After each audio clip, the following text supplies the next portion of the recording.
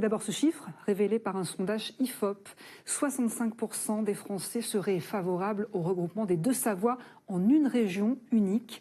Cette proportion a progressé de 10 points en 25 ans.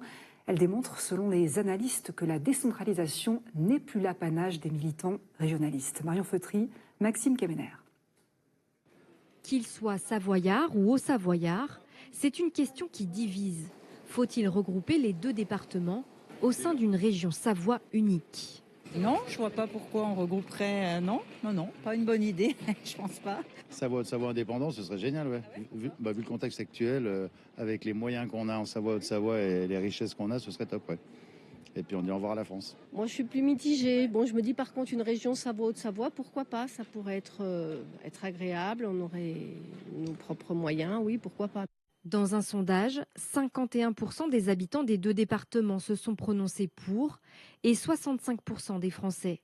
Une satisfaction pour le mouvement Région Savoie qui porte ce combat depuis 1972. Je crois qu'il y a aussi un phénomène général qui est partagé ailleurs en France. C'est qu'il y a un ras-le-bol de ce centralisme. Il y a aussi une perception vis-à-vis du globalisme, de la mondialisation. On arrive en bout de course, on voit qu'il y a des choses qui ne vont plus. Et on va se réfugier aujourd'hui vers son identité, vers ce qu'on est vraiment. Le sénateur Loïc Hervé souhaite ouvrir le débat politique. Lui est favorable à une région Savoie en s'inspirant de l'exemple de la Corse ou de l'Alsace. Moi, ce que je souhaiterais, c'est une collectivité à statut spécifique qui fusionne les deux départements de Savoie et de Haute-Savoie et que les élus de cette collectivité aient aussi les compétences de la région. Donc c'est une simplification administrative, hein. Ce n'est pas une strate de plus, c'est une assemblée qui ait plus de pouvoir. Mais au sein de la classe politique, le sujet ne fait pas l'unanimité.